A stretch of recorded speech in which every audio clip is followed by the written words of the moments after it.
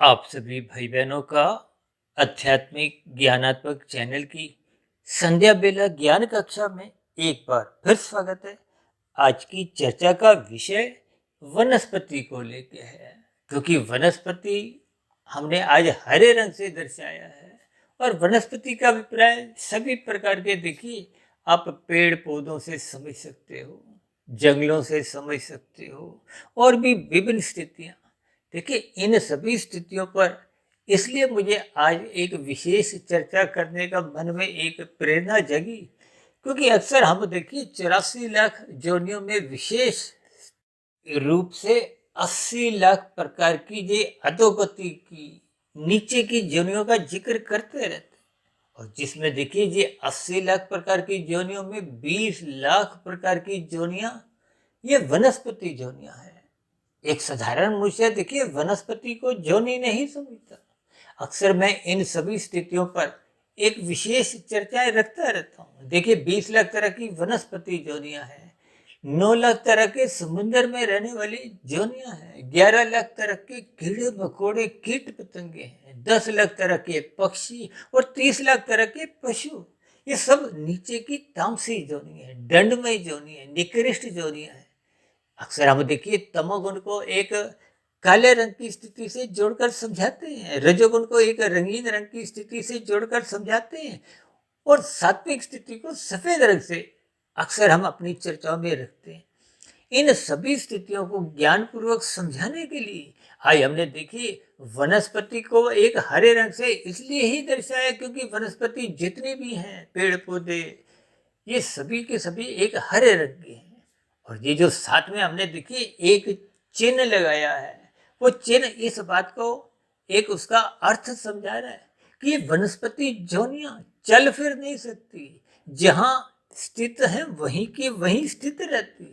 देखिए आप और हम गमलों में तो भले ही जो पौधे लगाते हैं उस गमले को इधर से उधर हम कर देते हैं, लेकिन मूलभूत रूप से ये वनस्पति की स्थितियां ये स्थावर जोनियां कहलाती हैं।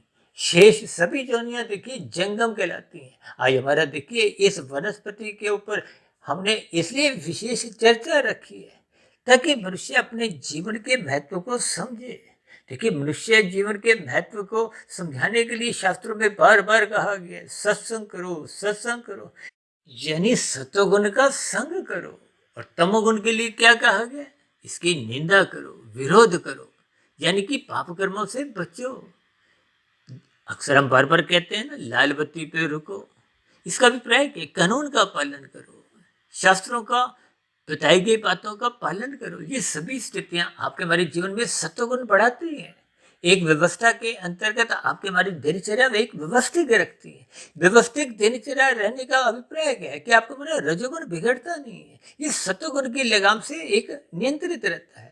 जैसे आपके हमारी गाड़ी में देखिए ब्रेक होती है, तो ब्रेक द्वारा आपकी हमारी गाड़ी की जो गति है, रफ्तार है, वो नियंत्रित बनी रहती है। जहां कहीं आपने ब्रेक लगानी हो, रोकना हो, तो वो एक ब्रेक ही, ये ब्रेक सत्वगुण कहो। देखिए गीता में तो स्पष्ट शब्दों में भगवान श्री कृष्ण जी ने अर्जुन के रथ के घोड़ों की जो स्थितियां हैं उसको एक लगाम से जोड़ते हुए उसको अपने हाथ में रखते हुए यही ज्ञान उपदेश दिया है कि आपको में अपने जो 5 भोग्य विषय हैं, गंध रस रूप स्पर्श शब्द, जिनको मैं सरल शब्दों में बार बार कहता रहता हूँ ना कि सुख सुविधा स्वाद सम्मान सत्ता, ये 5 भोग विषय आपको में नचाते हैं, भगाते हैं और कब ये तमोगुण में गिराते हैं।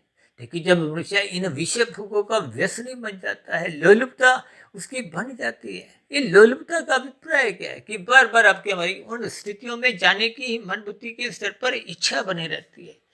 आजकल तो देखिए 24/7, इसका अभिप्राय क्या है कि 7 दिन 24 घंटे आपको मेरा चिंतन केवल विषय भोगों की प्राप्ति के लिए ही होता है। हालांकि शास्त्रों में देखिए रजोगुण के प्रति कोई निंदा शब्द नहीं आता, निंदा तो रजोगुण की नहीं तमोगुण की गई है, लेकिन रजोगुण के प्रति बार बार समझाया गया है इसकी उपेक्षा करो, उदासीन रहो, यानी इनमें रुचि मत जगाओ, क्योंकि रुचि जगने पे ही आपका मेरा सत्वगुण कमजोर होता है। जब विषय भोगों में आपकी हमारी आसक्ति बढ़ जाती है, इन्हीं का ही चिंतन, इन्हीं के लिए ही प्रयास होता है, तो फिर सत्संग के प्रति रुचि रह नहीं पाती। भले ही सत्संग होते हुए दिखाई देते हैं, अक्सर एक राशि मनुष्यों के सत्संग होते हुए दिखाई देते हैं, लेकिन मन बुद्धि के स्तर पर स्थितियां डामाडोल होती हैं। इन सभी स्थितियों को मनुष्य अपने जीवन में मरते दब तक स्वीकार नहीं करता, इसीलिए उसका सत्वगुण नहीं बढ़ता। लेकिन जब आप रजोगुण में गलतियां बार बार करते हो तो देखिए सात्विक मनुष्यों से भी गलतियां होती हैं, लेकिन राशि मनुष्यों से गलतियां अधिक होती हैं और तामसिक मनुष्य तो गलतियों में ही अपना जीवन व्यतीत करता है। देखिए जब रजोगुण बिगड़ जाता है, भोगों की आसक्ति आपको में नचाती रहती है, धक्का देती है, दिन रात भगाए रखती है। आज आपकी हमारी दिनचर्या कुछ ऐसी ही दिखती है। एक साधारण मनुष्य देखिए, 2 के 4, 4 के फिर 40, 40 के फिर 4,000, 4 लाख करोड़, इन सभी स्थितियों में ही अपना जीवन उलझाए रखता है, जिसके फलस्वरूप आपका हमारा मिला हुआ जीवन आध्यात्मिक उन्नति की ओर कभी सोचता ही नहीं। देखिए मनुष्य जोनि के लिए बार बार शास्त्रों में कहा गया सत्संग करो, सत्संग करो, यानी कि सत्वगुण का संग करो। और हम तो विशेष स्तर पर कहते रहते हैं कि ब्रह्म मुहूर्त में उठो, क्योंकि ब्रह्म मुहूर्त सत्वगुण की एक शुद्धतम स्थिति है। जब रजोगुण और तमोगुण इन दोनों स्थितियों से वो अछूता रहता है, क्योंकि तमोगुण सो चुका है और रजोगुण यानी कि संसार अभी जगह नहीं है। तो फिर इन स्थितियों में आपका हमारा एक परमात्मा के प्रति एक अनुकूल स्थितियां बनती हैं। इसलिए तो कहते हैं इस स्थिति विशेष में शास्त्रों को स्वाध्याय करो, गुरु के प्रवचनों को सुनो, उन सभी स्थितियों पर फिर चिंतन मनन करो। इन चिंतन मनन की स्थितियों में गहरे तल पे उतरो, शोध की स्थितियां बनाओ, ताकि कारण शरीर में शुभ संस्कार अपना स्थान ग्रहण करें। जब तक कारण शरीर शुद्ध नहीं होता, शुभ संस्कार बनते नहीं, तब तक पहले के जो बुरे संस्कार भोगों से प्रेरित होते हुए यानी कि राजसी तामसिक स्थितियों के कारण बन चुके थे, वो अपनी जगह से हिलते नहीं, वो कमजोर नहीं होते, वो बार बार आपसे पाप कर्म करवाते रहते हैं। इन सभी स्थितियों को ही मैंने समझाने के लिए देखिए इनके स्थावर स्थिति को समझाया है, यानी कि वनस्पति एक स्थान से दूसरे स्थान पर कहीं भी हिल डुल नहीं सकती, वो अपने स्थान पे ही स्थित रहती है। इसका अभिप्राय क्या है? देखिए नीचे हमने एक कैदी शब्द लिखा है और दाएं हाथ में एक हथकड़ी यानी कि हथकड़ी का एक चिन्ह भी दर्शाया है, यानी कि ये नीचे की जो जितनी भी जोनियां हैं, देखिए वनस्पति जोनी तो चल फिर नहीं सकती, जबकि समुद्र में रहने वाली जोनियां हैं, समुद्र में रहने वाली जोनियां तो देखिए चल फिर सकती हैं, कीट पतंगे चल फिर सकते हैं, उड़ सकते हैं, पक्षी उड़ सकते हैं, जानवर चल फिरते भागते रहते हैं। ये सभी स्थितियां का आपको मैं अभिप्राय समझना है। भले ही मनुष्य जोनि का और नीचे की जोनियों में मूलभूत जो अंतर है वो सत्संग की स्थिति से, और यदि मनुष्य सत्संग नहीं करता तो उसके जीवन में ये पशु वृत्तियां आहार, मैथुन, निंद्रा, भय, ये पशु वृत्तियां ही उसके जीवन में अपना स्थान बनाए रखती हैं। और पशु वृत्तियां कब मनुष्य को तमोगुण में गिराते हुए पाप कर्म करवाती है? देखिए भागवत पुराण में तो स्पष्ट शब्दों में ही 5 स्थितियों का वर्णन आता है। और भारत जैसे आध्यात्मिक देश में तो देखिए भागवत पुराण की साप्ताहिक जग अक्सर आप होते हुए देखते ही हो। और इन भागवत पुराण की कथाओं में विशेष स्तर पर सरल शब्दों में 5 स्थितियों का वर्णन आता है। धूर्त, कीड़ा, मदपान, स्त्री संग, हिंसा और अनीतिगत कार्यों से कमाया गया धन, इनसे बार बार शास्त्र कहते हैं दूर हटो, बचो। इनका संग होने मात्र से मनुष्य कब कितने पाप कर्म करने लगता है, मनुष्य को इसका बोध नहीं रहता।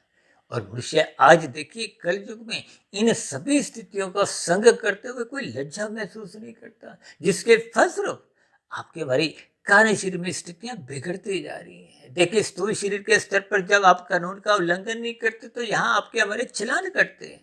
ठीक इसी तरह परमात्मा की प्रकृति की व्यवस्था में कर्म फल सिद्धांत के अंतर्गत जब जब आप और हम निषेध कर्म करते हैं, देखिए शास्त्रों में तो स्पष्ट शब्दों में कहा गया ये करो ये मत करो, जो करने की स्थितियां हैं। जैसे हरी बत्ती पे चलने की आपको में एक अधिकार है, तो लाल बत्ती पे रुकना आपका हमारा एक दायित्व है, कर्तव्य है, ताकि उस स्थिति विशेष में अन्य वाहन चालक जिनकी हरी बत्ती है वो अपने मंजिल की ओर बढ़ सके। कि इन सभी स्थितियों का अभिप्राय है कि आपको भी कानून का भी पालन करना है और शास्त्र विहित कर्म करने हैं।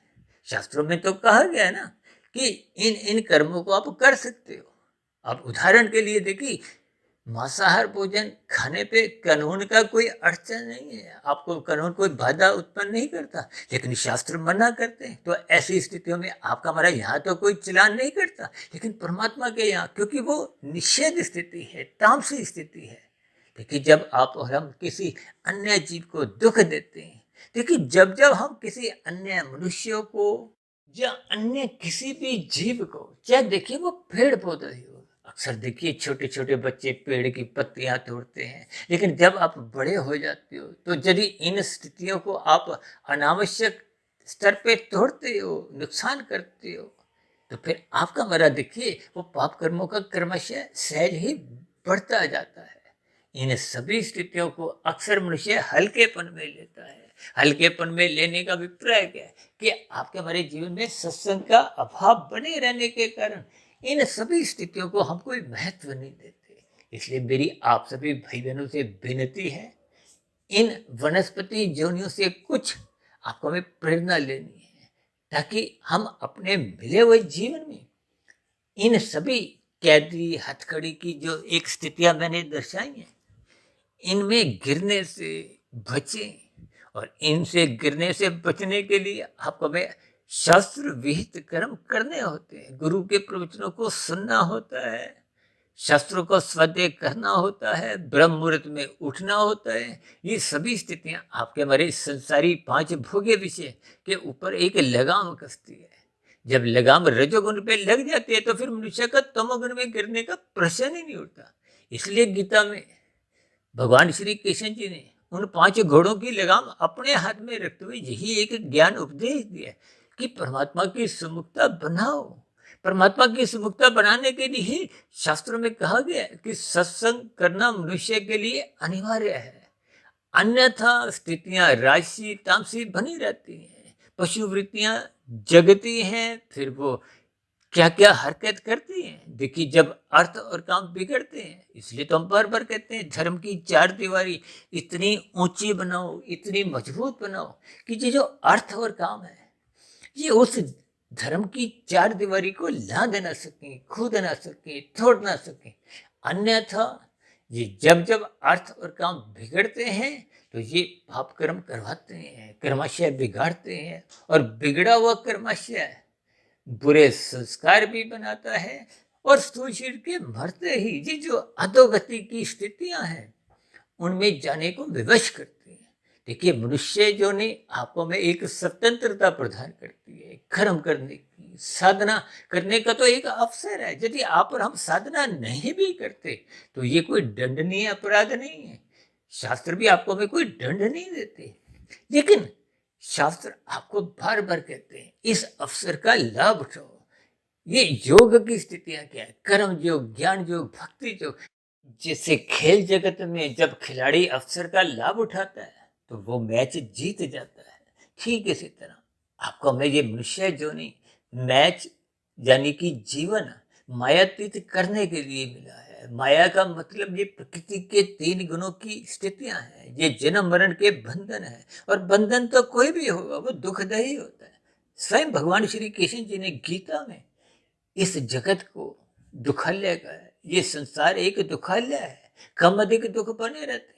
आप भाई बहनों को शायद ध्यान होगा, तकरीबन 3-4 वर्ष पहले हमने एक वीडियो त्रिविध ताप के ऊपर किया था। ताप का मतलब ही क्या है, एक तपने से, दुख से, इन सभी स्थितियों को देखिए जब मनुष्य कर्मबद्ध तरीके से समझता है, प्रकृति के 3 गुणों की स्थितियों को समझता है, और शास्त्र तो बार बार कहते हैं तमोगुण की निंदा करो, रजोगुण की उपेक्षा करो। ये स्थितियां जब जीवन में बनी रहती हैं तभी सतोगुण की मनुष्य फिर प्रशंसा करता है, रुचि पूर्वक सत्संग करता है, श्रद्धा पूर्वक सत्संग होने से फिर उस पर चिंतन मनन की स्थितियां बनती हैं। ये चिंतन मनन की स्थितियां बनाने के लिए ही हम बार बार कहते हैं ब्रह्म मुहूर्त में उठो, ताकि आपका हमारा आध्यात्मिक उन्नति के दरवाजे खुले। और आध्यात्मिक उन्नति के दरवाजे के लिए सतोगुण मजबूत स्थिति में स्थित करना होता है। ऐसे आजकल देखिए बहुमंजिला इमारतें बनती हैं, तो नींव कितनी मजबूत बनानी होती है। नींव मजबूत होने पे ही ये बहुमंजिला इमारतें टिक पाती हैं। यदि नींव कमजोर होगी तो आप तो देखती हो कि कोई आंधी तूफान या एक तेजी से वर्षा आने पे कुछ कच्चे मकान गिर जाते हैं। इसका अभिप्राय क्या है? ये विषय भोगों की आंधी, ये जो साधारण मनुष्य है, जो कर्म कांड में भय से या लोभ से लिप्त होते हैं, उनका सतोगुण डगमगाता रहता है। उनकी स्थितियां डगमगाने से फिर उनके जीवन में आध्यात्मिक उन्नति के दरवाजे खुलते नहीं है। इसलिए हम सभी भाई बहनों को सर्वप्रथम तो देखिए पाप कर्मों से बचना है, यानी कि तामसी स्थितियों से बचना है। इसलिए मैंने देखिए नीचे एक एक संकेत रूप में कैदी और हथकड़ी की स्थिति दर्शाई है। यानी कि जैसे वनस्पति जो नहीं चल फिर नहीं सकती, कैदी को हथकड़ी लगाने के बाद वो इधर उधर भाग नहीं सकता। मात्र इसको एक उदाहरण रूप में आपने इससे एक शिक्षा लेनी है, ताकि आपके हमारे जीवन में पाप कर्मों की स्थितियां क्षण भर के लिए भी किसी भी कारण बने नहीं। और पाप कर्मों से बचने के लिए आपको हमें अपना राशि स्थिति एक मर्यादित रखनी है, और रजोगुण मर्यादा में रखने के लिए निरंतर सत्संग करना एक अनिवार्य स्थिति है। और सत्संग की गहराइयों में उतरने के लिए ब्रह्म मुहूर्त में उठने की एक शुद्धतम स्थिति का आपको हमें लाभ उठाना चाहिए। तो इन सभी स्थितियों को मैंने ज्ञानपूर्वक संक्षेप में समझाने का एक प्रयास किया है, ताकि आपके हमारे जीवन में ये तामसी स्थितियां, कानून का उल्लंघन, शास्त्र विरुद्ध ये जो निषेध स्थितियां हैं, पाप कर्म है, इनसे आप और हम बचें। देखिए जो नरकों का भय दिखाया जाता है इसीलिए कि आप उनमें गिरने से बचें, और स्वर्गों का जो एक विशेष स्थितियां समझाएगी ताकि आप पुण्य कर्मों में लिप्त हो। हालांकि पुण्य कर्म जब जब सकाम भाव से होते हैं, उनका फल प्रकृति के विषय भोगों के रूप में ही मिलता है। ज्ञान की स्थितियां बनती नहीं है। ज्ञान की स्थितियां तो देखिए तभी बनती हैं जब आप और हम निष्काम भाव से कर्म करते हैं। निष्काम भाव से कर्म करने का अभिप्राय जब परमात्मा को पाने का एक लक्ष्य बन जाता है। यदि संसार को ही पाने का लक्ष्य बना रहता है, हालांकि राजसी स्थितियों की मैंने कहा ना, निंदा नहीं है। निंदा केवल उन राजसी स्थितियों को, संसार को पाने के लिए जो आप तिगड़म लगाते हैं, कानून का भी उल्लंघन करते हैं और शास्त्र विरुद्ध भी जो एक पाप कर्म कर जाते हैं, उनकी एक निंदा है। इन सभी स्थितियों को ज्ञानपूर्वक आपको हमें समझते हुए पाप कर्मों से तो हर्षण आपको हमें बचना चाहिए, ताकि हम मरने के बाद की जो एक दंडनीय स्थितियां हैं, ये कैदी की स्थितियां को, क्योंकि नीचे की सभी जोनियां तो देखिए परतंत्र जोनियां हैं, उन परतंत्र जोनियों में देखिए ये जो वनस्पति जोनियां, ये एक अंतिम स्थितियां हैं, क्योंकि ये चल फिर नहीं सकती। इसलिए इन सभी स्थितियों के भावार्थ समझते हुए आपको हमें अपने मिले हुए जीवन को व्यवस्थित अनुशासित करते हुए परमात्मा को पाने का लक्ष्य बनाना चाहिए। इन्हीं शुभकामनाओं के साथ चर्चा विशेष का यही विश्राम देते हैं। कल सुबह फिर मिलते हैं ब्रह्म मुहूर्त ज्ञानोपदेश कक्षा में। तब तक आप अपने आध्यात्मिक मित्र सुधीर भाटिया फकीर को इजाजत दें। आप सभी भाई बहनों को बहुत बहुत शुभ रात्रि, और सुबह ब्रह्म मुहूर्त में उठने के लिए, परमात्मा से जुड़ने के लिए मेरी ओर से बहुत बहुत शुभकामनाएं। फिर भी चर्चा संबंधित कोई बात आपको समझ नहीं आई हो, या मेरी कही गई बातों पर आपका कोई विशेष टिप्पणी हो, कोई कही गई बातें आपको तर्क संगत सही नहीं लगी हो, या कही गई बातों पर आपका किसी प्रकार का कोई विरोध हो, शिकायत हो, आपत्ति हो, तो आपके प्रश्नों का, सुझावों का और शिकायतों का नीचे दिए गए कमेंट्स बॉक्स पर जब प्रश्नोत्तर ज्ञान कक्षा में सदा ही स्वागत है। और इस चर्चा विशेष को ध्यानपूर्वक सुनने के लिए आप सभी भाई बहनों का बहुत बहुत धन्यवाद।